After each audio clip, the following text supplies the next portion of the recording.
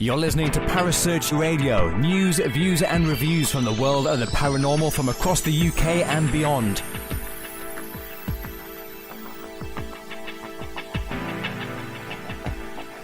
Find us on Facebook, Twitter and the World Wide Web. Parasearch UK Radio.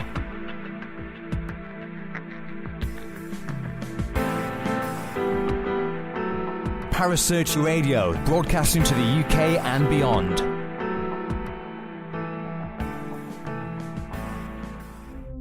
The views and opinions expressed by presenters and guests are their own and do not necessarily reflect the official policy or position of Parasearch Radio or its affiliates and sponsors. Listener discretion is advised.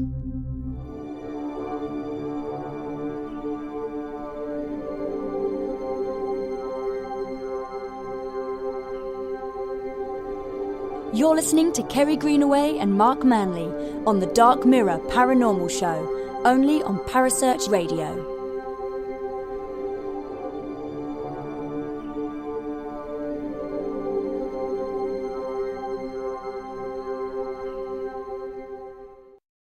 Good evening and welcome to the Dark Mirror Paranormal Show.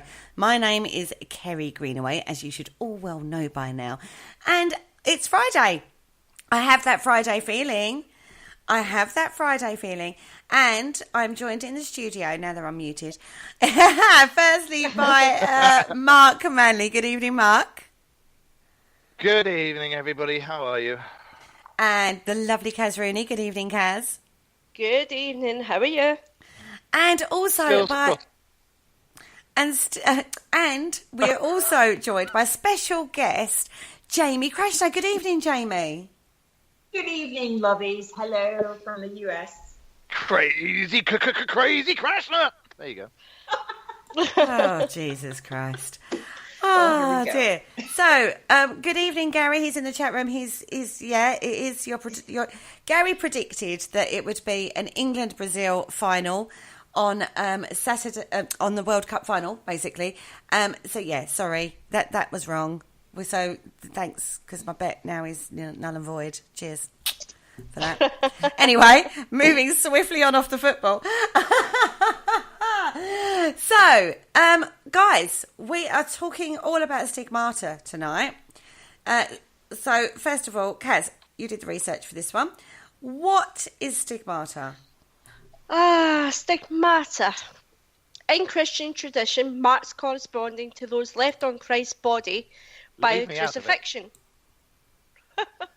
Said to have been impressed by divine favour on the bodies of St. Francis of Assisi and others. And it's an increasing phenomena, isn't it? It didn't just happen to St. Francis, it happened to plenty of other people. And it's quite a strong reaction, shall we say, in the body. Mm-hmm. Yeah. There's quite a few of them. So, Jamie. Yes? What's your take on Stigmata?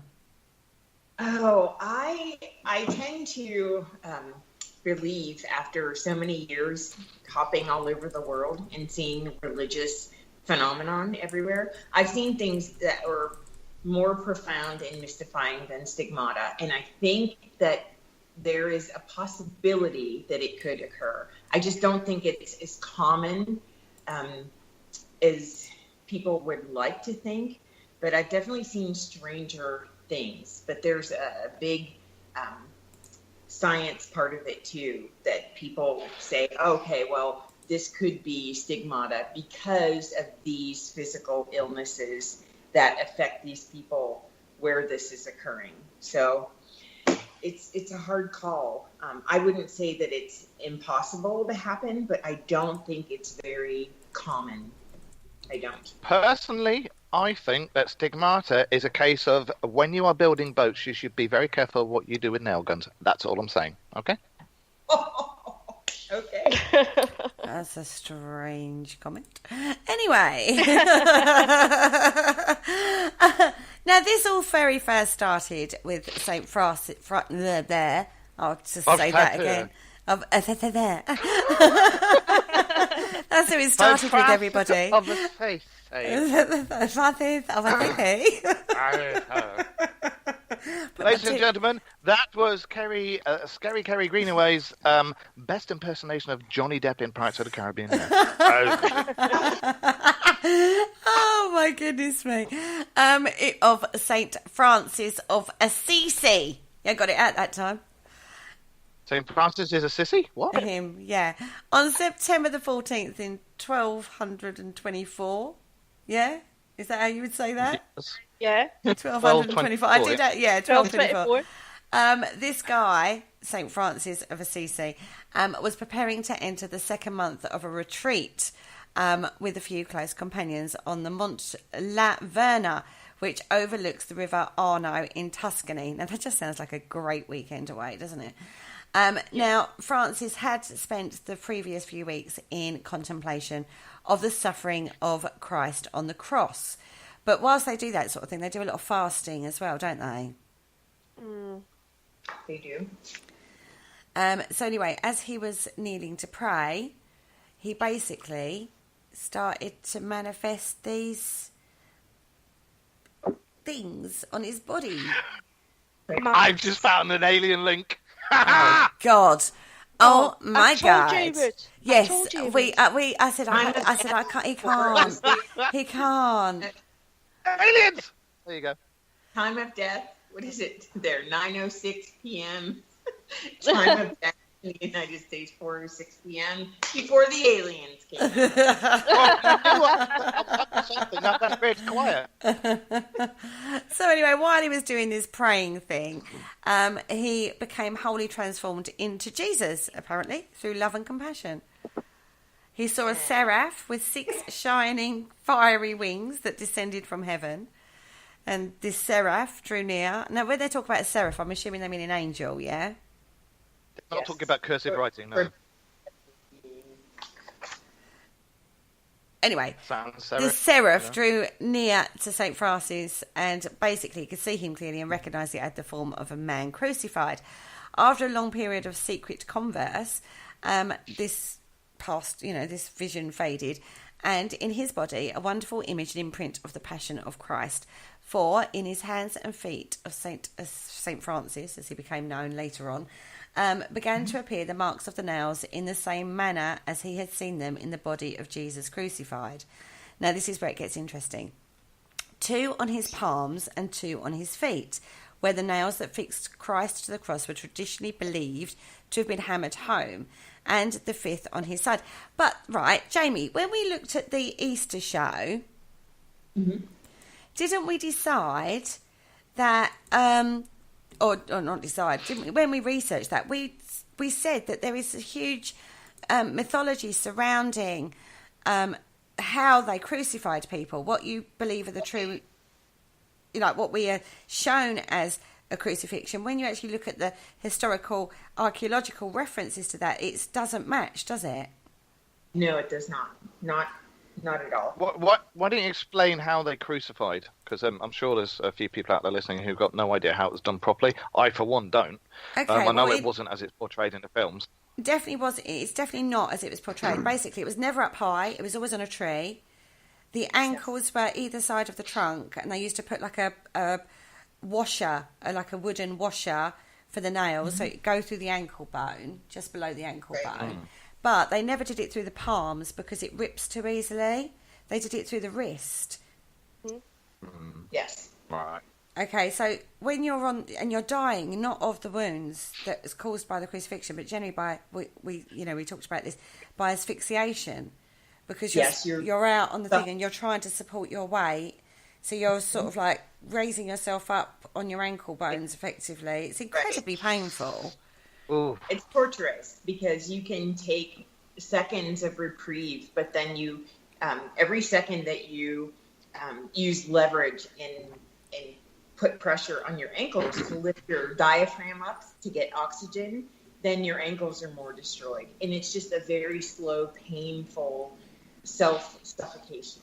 And exactly. So it's meant to be humiliating. It's meant to be, full of suffering. And That's a nice way to go. Right, now in the chat room it says the body weight could not be sustained. Exactly, which is why they would do it through the ankle, either side, not in front of the tree or the stake or whatever. Yeah. And the other thing was, on there they would put a small beam which would sit just below your buttocks, not enough for you to sit, but would take some of the weight off. And that's how they did it. But again, that's why they never did it through the palms. They always did it through the wrist. Yes. And That's exactly what we're saying, guys, in the chat room. Exactly what we're saying. So when you look at the wounds of Stigmata, they're appearing in places where it would not have actually, historically, have been done. Exactly. And that is the big thing that people say that really know about crucifixion and have studied. They're like, these are not the wounds of Christ, but a lot of churches, especially Catholic churches, throughout the United States, they always have those wounds in the palm of the hands, in the wrong part of the feet. I don't know if they think it's prettier and more palatable for people to accept, oh, this is a nicer, gentler crucifixion, but there's nothing beautiful about it.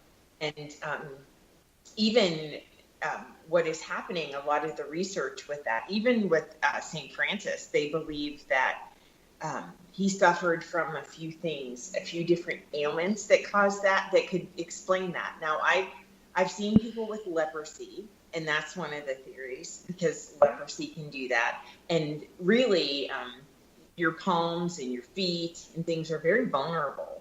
And there's sometimes weird bleeding from the eyes and other random spots. But those are pretty clear-cut medical conditions that you see in certain types of malaria and certain types of leprosy.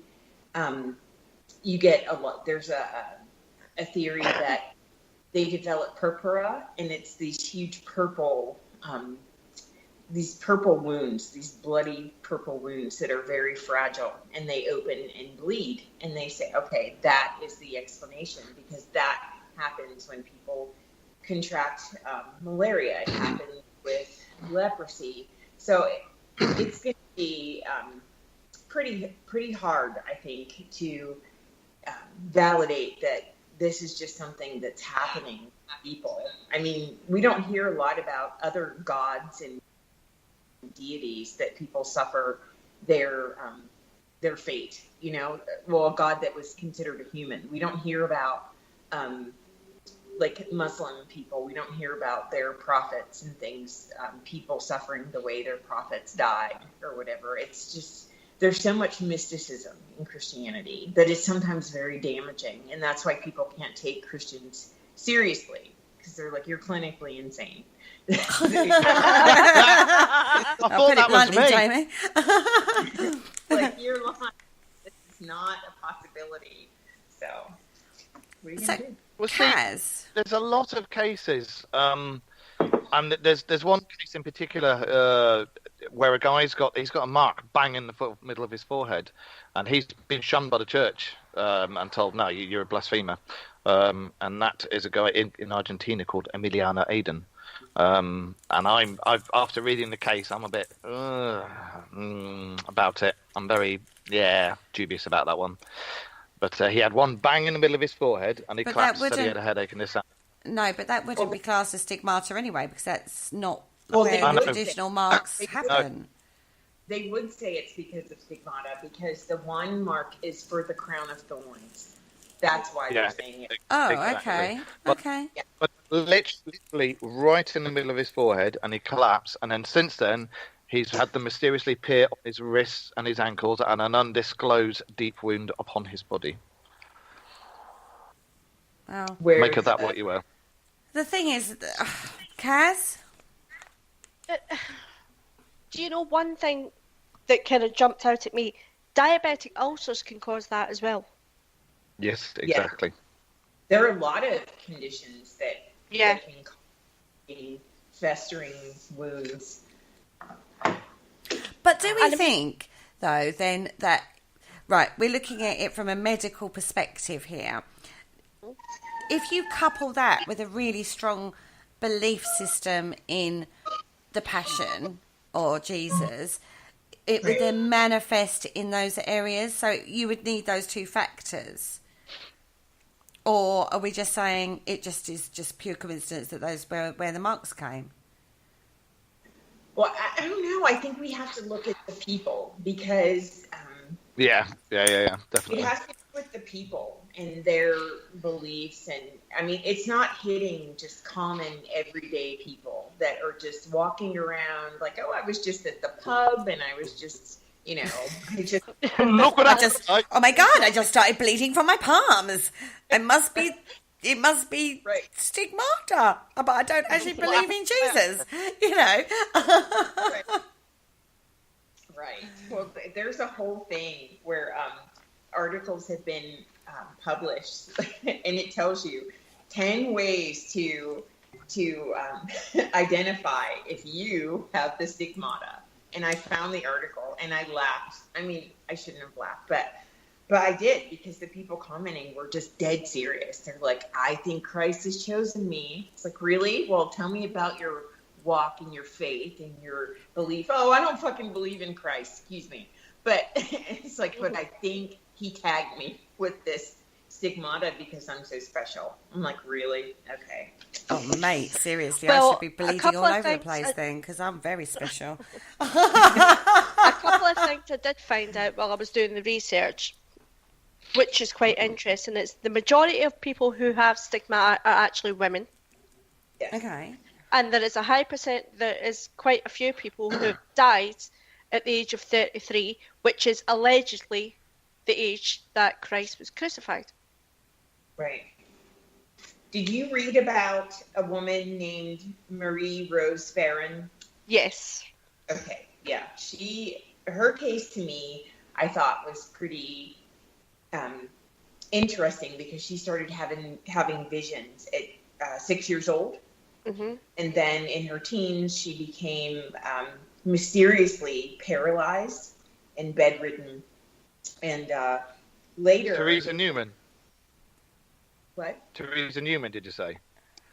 Her name is Marie Rose Farron. Right.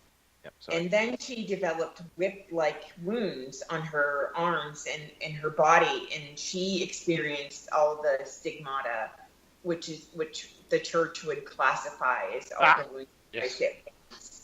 And but she, then they say, oh, you're chosen by God, but she suffered a horrible life, and she was begging God, please kill me. This is not a gift. I don't like this. Take me now. And apparently it was reported that God told her that she needed to suffer 7 years, and then 7 years later she died. 33 years old, like Kazzy said. Kaz, sorry. It's okay. And she was one of the ones, Kaz, at 33 years old. Yeah. She also had an outline of the crown of thorns in her head as well, because I'm looking at a picture of her now, black and white picture. She had the crown of thorns on her head, didn't she? Mm-hmm. Why would God do that to somebody? You need to suffer for 7 years, and then your suffering will be over. So she's thinking, oh, okay, 7 years' time I can get up and live a normal life, and she pegs it. Well, who is it? I don't understand this martyr-like love people have of like, well, if I'm going to serve God, I must suffer and I must be brutalized. Yeah. For everyone to know how powerful God is. And that is against the nature, as I understand God to be. Now, I would not consider myself Christian at this point in my life. I'm a theist. I believe that God exists. But I think we don't know one damn thing about the how, what, when, where, why. No, I am with you. No, I definitely agree with you there, Jamie. If God is supposed to be that loving, benevolent being, why do people? I mean, flagration. People do flagration and suffering for the. There's so many things, and you think, no, surely you wouldn't want that. Well, it cancels out the whole crucifixion. One of the reasons that Christ was a sacrifice, and this lamb of sacrifice was to absolve the suffering of man and to be a conduit between earth and heaven for man. So a lot of this sorrow and all of these things would be alleviated. So why are they reminded from heaven? Oh, well, I think you forgot what Jesus did, even though people all around the world celebrate Jesus and celebrate his suffering, not celebrate joy, but they observe. It's a 4-day holiday, for goodness sakes. And then, okay, but in case you forgot, I'm going to strike down 10,000 people with stigmata and leprosy and all kind of shit that happened, like in Old Testament, in the history of Old Testament God. It's like, do we need those reminders? And I just wonder, like, is that some kind of weird thing? Well, let me remind you what people went through. I've just got one thing about this, is because as you may or may not know, I kind of go along with the alien theory on things. But do you? Just a little bit. Aliens. There you I go. hadn't noticed. I'm not going to do the alien link yet because I read it and I'm just like, really? But there is, if this is all about benevolence and peace and love and understanding and this, that, the other, as a lot of religions say their religion is the best and their religion's all about peace, love and this, that, and the other. I've only got one thing to say. Sodom and Gomorrah completely wiped off the face of the earth. I'm sure there must have been some good people in amongst all the bad ones. But why? Okay, going back to stigmata, why are as individuals being cursed? Because this isn't a nice thing, This isn't a happy. Oh, look at me! I'm an embodiment of Christ, and this is easy. This is like, it causes them real suffering in their life. It's not a blessing.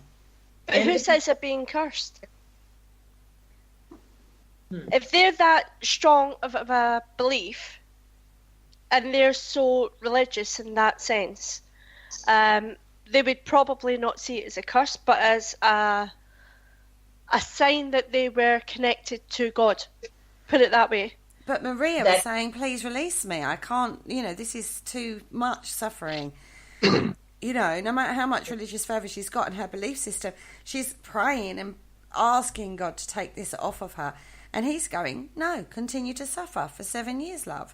That's not a nice thing, is it? That's not a benevolent, loving God. She suffered tremendously. All of them do. Yes.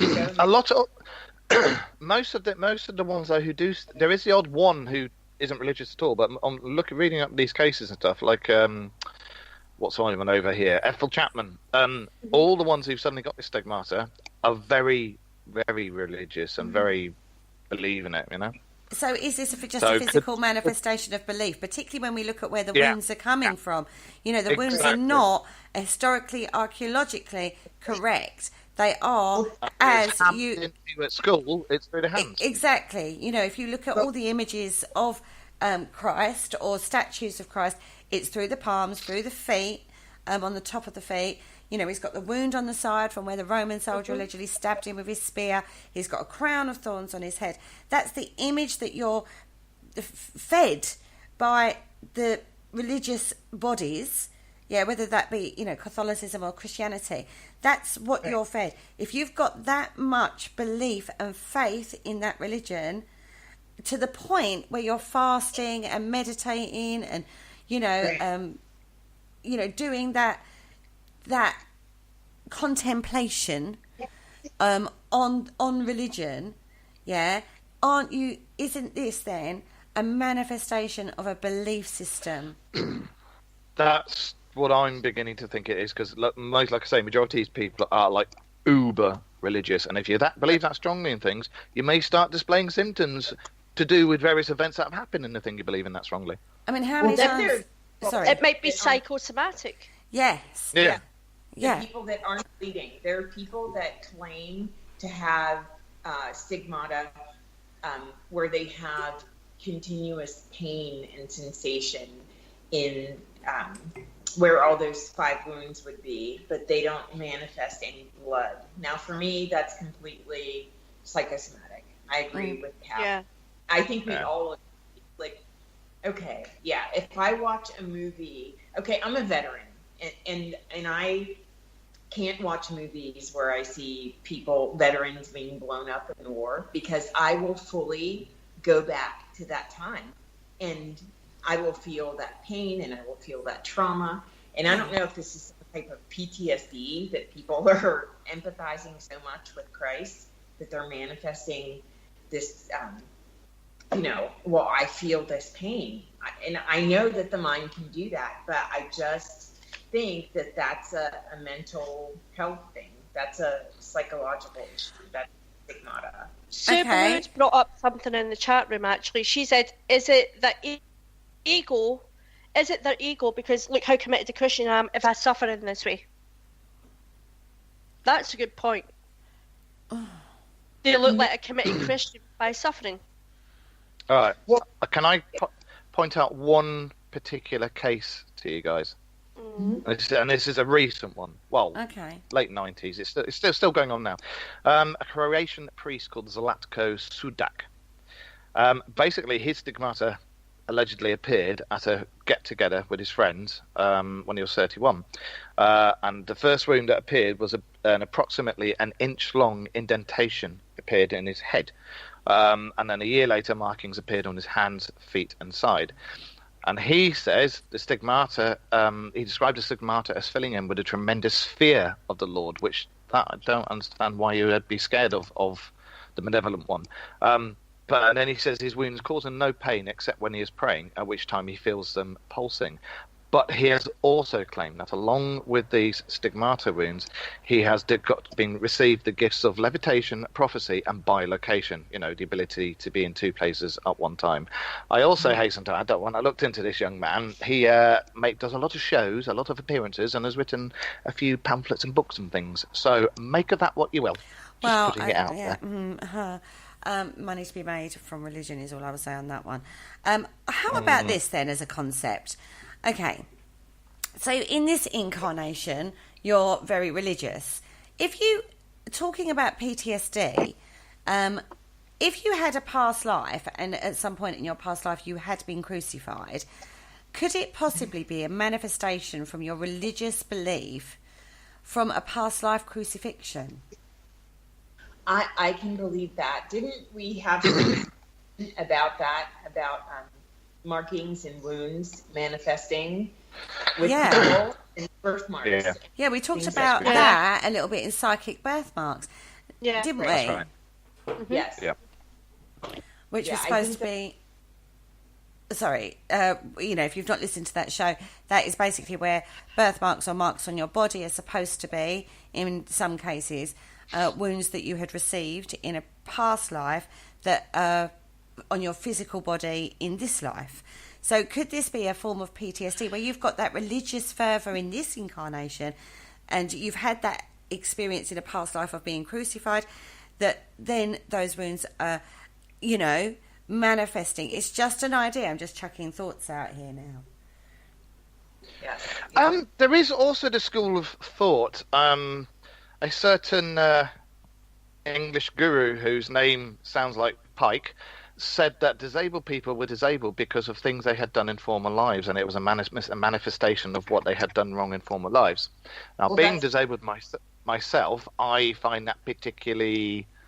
I want to swear, but I won't. I find that he's completely off on one with that. But we did talk about this in regards to psychic birthmarks. You have to be very careful, because what happened for you was actually a physical problem that occurred through the growth in the womb It was an injection that did it, yeah. Exactly. There was a reason for that.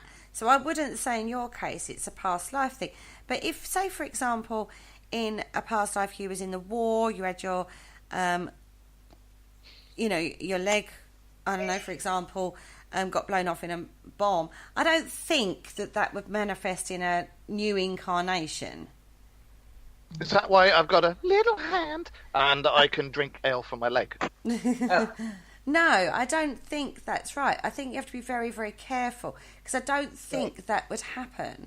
I think you might have marks on your skin that might indicate that, but I wouldn't have thought you would be born without the leg because it had blown off in a past life. Exactly. Do you know what I mean? Exactly.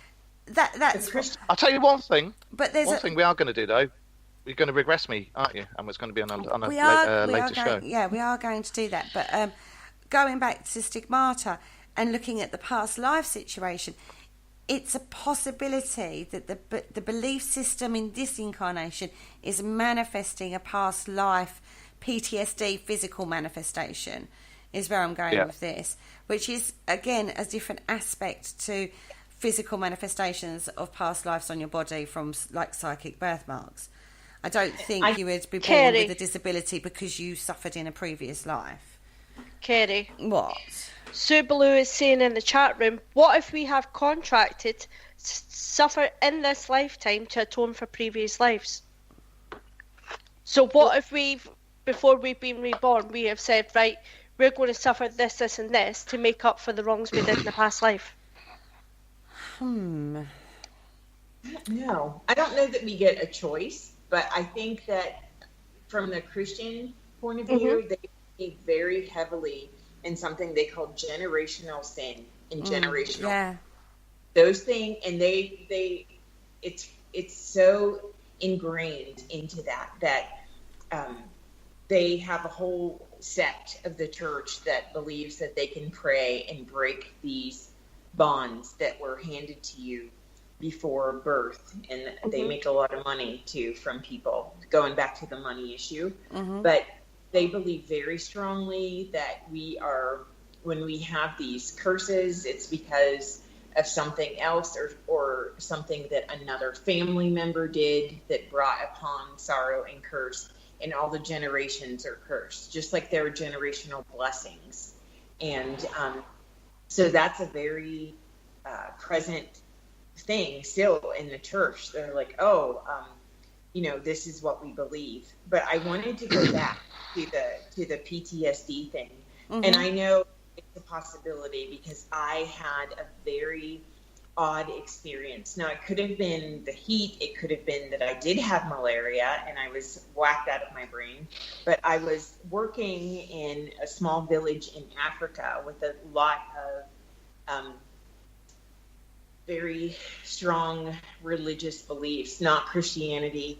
Christianity was being introduced, and I was with a group of Christians that were bringing that to this group, and they believed very strongly in their cultural gods and everything else. And as soon as I got up to speak and to talk to them about my subject, they immediately discerned that I was evil, that I was some kind of witch, and I can't remember the name they called me, but they just said no, it's a witch, and they would not accept anything that I had to say.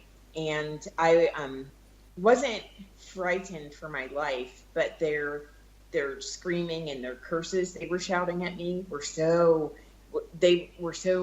passionate about it, and they were just so sure that I was evil, that I was something sent from hell to deceive them. And they were screaming witch and she should be burned. And it was so hot anyway. And we were so exhausted because we were doing surgery too. And we came to this village to talk to people and teach them. And my feet just became so hot.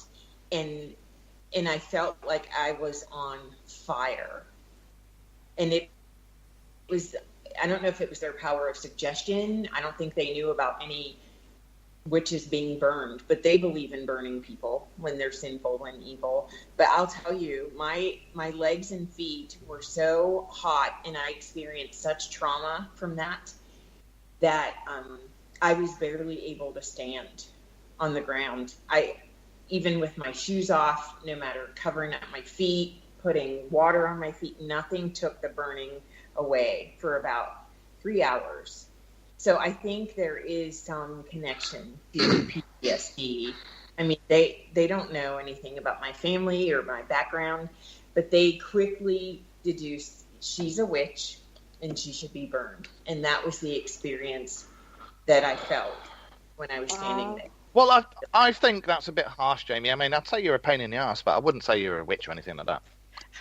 No, switch one letter. Switch out the W.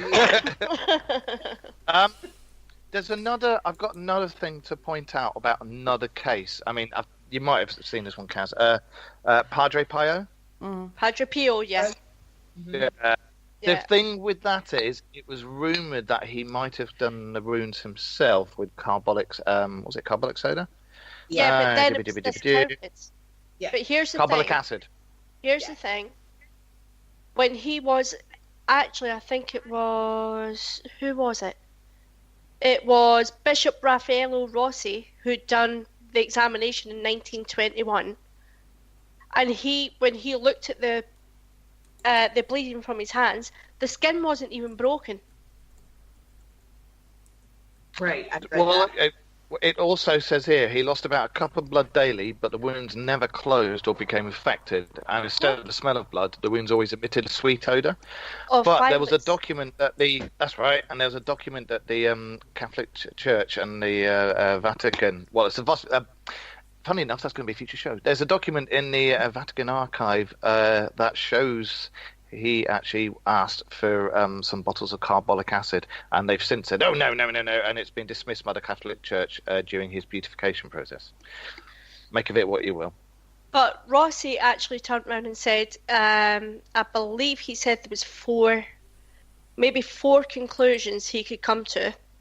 One was internal pathology, one was an external cause, such as a knife or something. The other was demonic origin, or the fourth was a true miracle. And he also recorded, his highest recorded body temperature was 118.4 degrees Fahrenheit. Measured in two other occasions, it was 109.4, and then 113. Right. But the bishop... That's a medical issue, walking. But the bishop wouldn't say whether or not he thought it was supernatural or divine. It's very interesting, isn't it? Is there any modern case, like in the last 10 years, of a stigmata? There was a boy. Yeah, you're right. There is a boy. This is a marked job because it's got words in it I can't pronounce. It's got names in it I can't pronounce. Okay, I'll try this one, shall I? You'll try that one. Okay, Hilesh Raghunvanshi has been oozing rivers of blood after suffering from a mysterious condition since he was 10, apparently. He's like 13 or 14 now, and he bleeds from his ears, eyes, mouth, legs, and even his hairline. And the photographs of this poor child is awful. Absolutely awful. And they class this as they class this as stigmata. Now, apparently, it has baffled doctors. It also triggers extreme exhaustion and crippling migraines. But doctors believe. Doctors are baffled, but they think he might have an ultra rare condition similar to hemolacria, which gives sufferers half-blood tears. But they can't officially diagnose him because they don't know what it is. Right. Well, I say he needs to go to a geneticist because there are a lot of eating disorders that, I mean, and that's where the church jumps in again too. Bleeding is a big, huge symbolism thing in Christianity. Any issue of blood, there were all kind of healings and miracles that had to do with blood. Blood is such a huge thing for Christianity that they're definitely going to capitalize on that and say, "Oh, this is the wound of Christ." This is... Well, in this particular case, looking at him, I personally think this is different. And this happened last year in 2017. This one hit the media. When I'm looking at that, I see that as a physical problem. I do not see that as stigmata. They are not wounds of Christ. Right. So he's bleeding with his hairline, for God's sakes. He's bleeding from, his eye ducts, his tear ducts. He's bleeding he's not bleeding from his hands, feet, and like the wounds of Christ. So, what the boy has actually said is, I bleed from my ears, nose and eyes as well. When I bleed from my ears, it feels warm. It may happen once or maybe up to 10 times a day. Sometimes the bleeding will stop and won't happen for months. But in the past 15 days, I've bled almost every single day. It doesn't hurt when the bleeding starts, but it makes me very tired and I sometimes have headaches. Exactly. Right. I do think that is probably a medical condition of some form that's undiagnosed at this moment in time. Okay, so let's move this on. Right, we touched on this a little bit when we talked about Pedro, whoever he was. Hajapio. That it was thought he could have been doing this for himself, self-harming. Gary has brought this up in the chat room. Could it be self-harm? You know, they can't be monitored 24/7, can they? Maybe they're picking away at areas that are supposed to be the wounds of Christ. There's a recent one, 2016, a Samoan woman, exactly the same thing.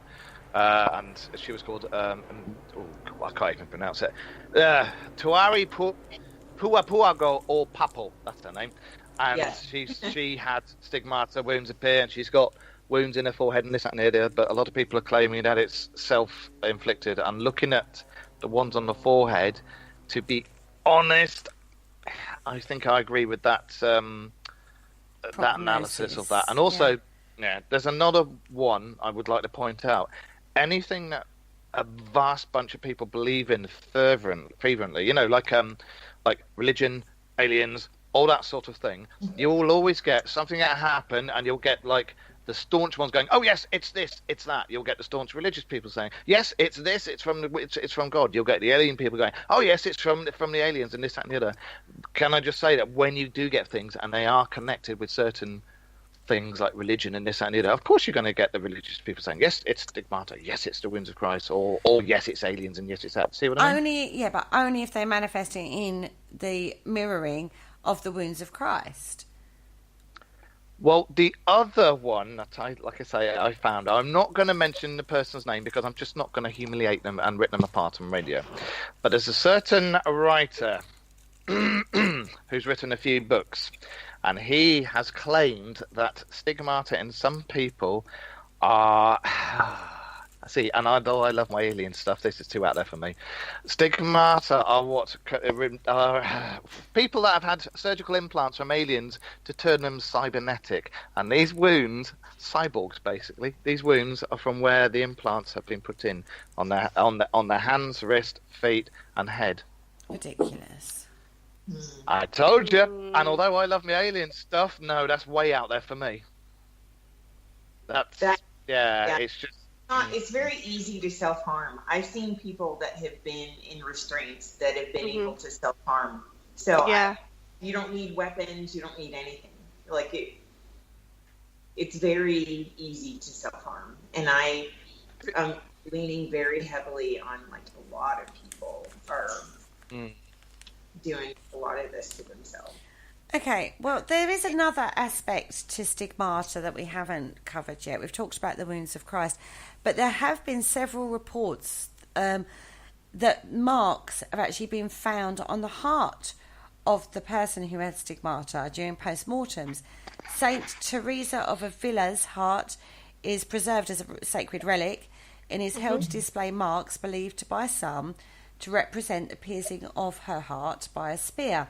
And Caterini Savelli and Charles of Sezzi also have heart markings. So it's an internal thing as well as an external thing.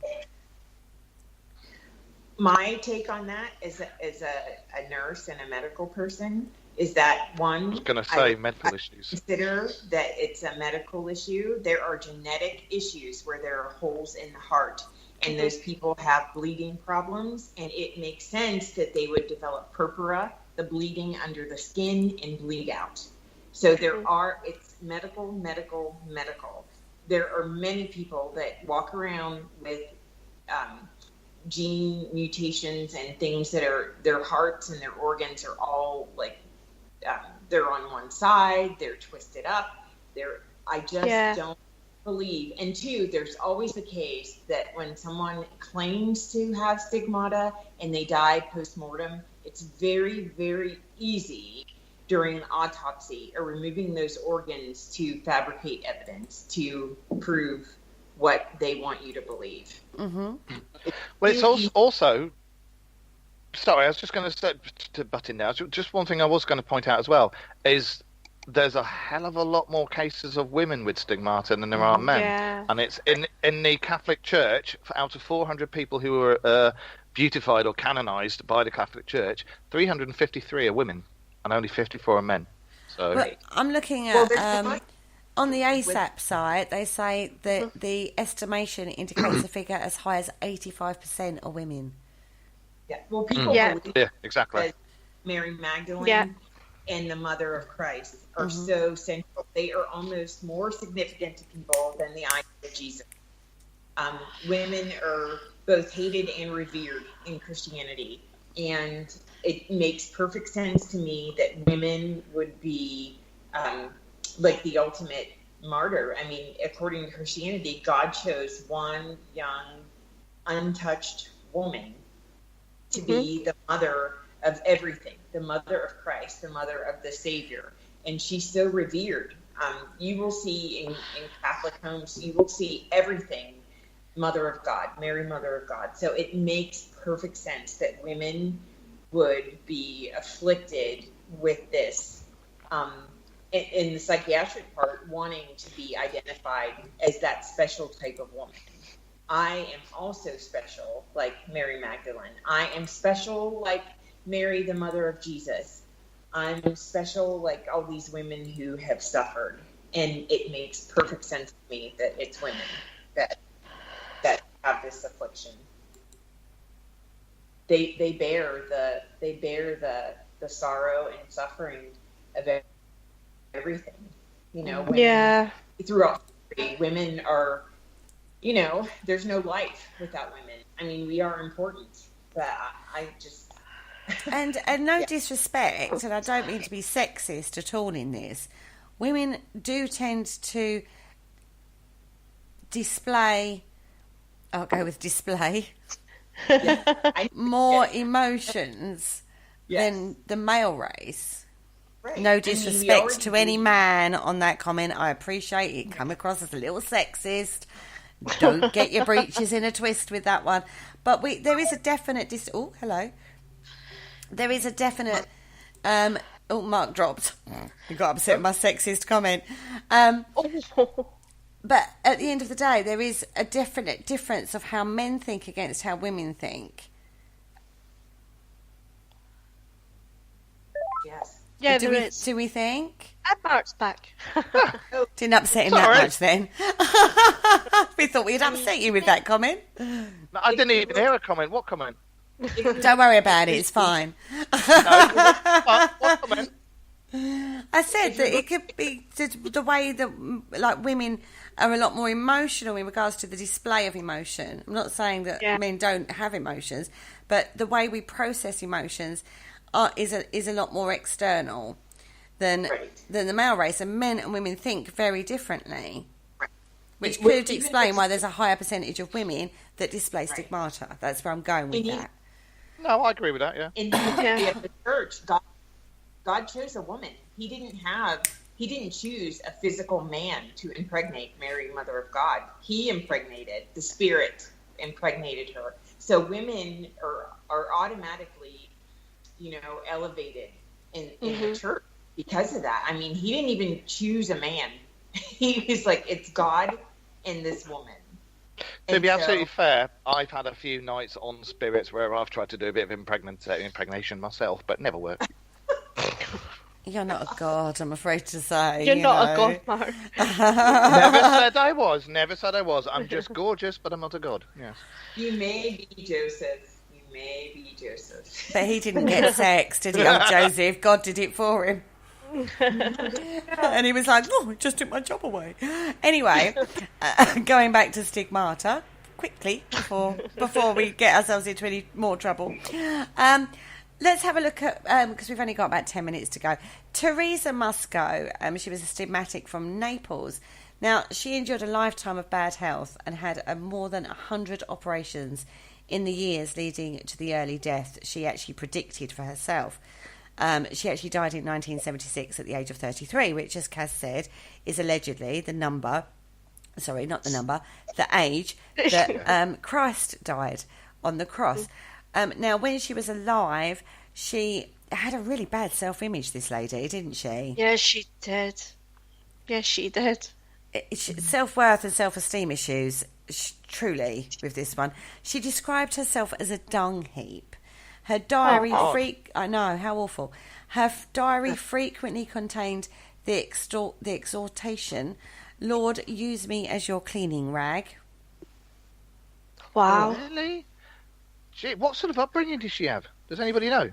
I have no idea. That's the only information I've got on that one.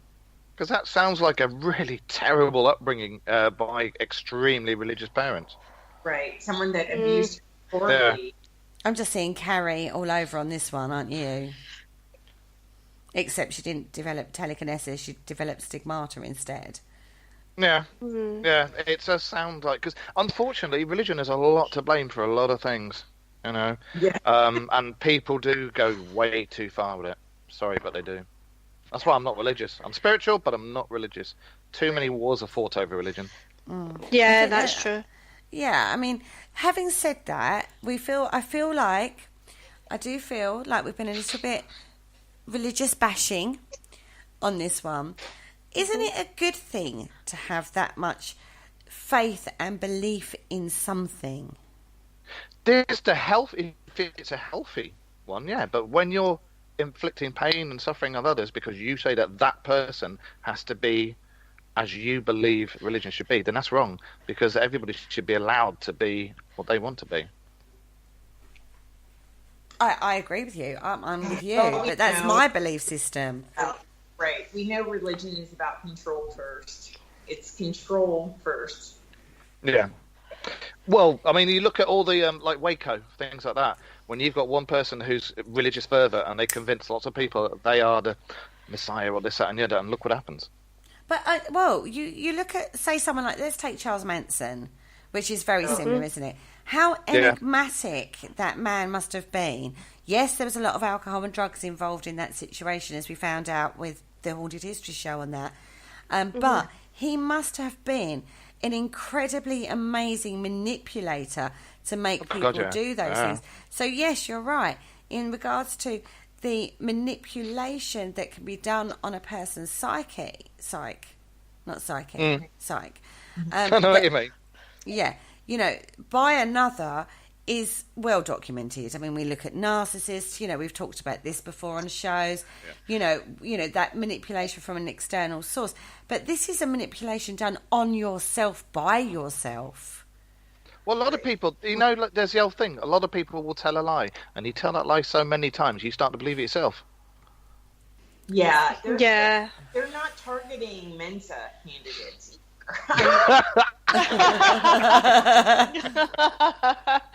They're not picking the beautiful pumpkins out of the patch, okay? Just say it as it is, you know. The blemished and the broken and the young and the ignorant and the abused. And they're saying, we have salvation for you. Just believe what I say. And people are so desperate to belong and to be a part of something that they will give their money, their life, their sexuality, their virginity, their children. They will give over anything just to be accepted. And they know, like narcissists and people that are predatory, they know who to go for. It's almost like they're part wolf instead of human. It's like I can smell fear and I can smell insecurity and every weakness you have, and I am going to take control. And they do. No, or are they saying, you know, we're going to give you a sense of community, we're going to give you a sense of belonging, we're going to allow you to be everything you want to be for yourself. All you have to do is believe, you know, when you go to church, yes, there's that belief system, but I'm not religious. I'm not religious at all in regards to Christianity or Catholicism or anything like that. However, I do see that there is a place for it. Yeah. I think it's each to their own, in it, horses for courses, because, I mean, I believe in nature and possibly the old gods and things like that. As I say, spiritualism, not particularly religion. But if that's what you're into, cool. Just don't abuse people with it, you know? But you go too... I think it's people that take that concept, go too far, and then they end up having things like, you know... well, we're talking stigmata in this particular instance. That really is taking it a step into an extreme, isn't it? But look at like you say, you have to take each case individually. It would be absolutely fascinating to have an in-depth case study of like, you know, you've got doctors' reports, you've got psychologists' reports, you've got, you know, all of those kind of reports built up around the stigmata, or stigmatic, I think they call them, don't they? And, you know, to see where the mindset is and the extent of the religious fervour. I mean, I would not sit here and say Teresa Musco was not, I would suggest, it might have been an enforced religious belief system on her.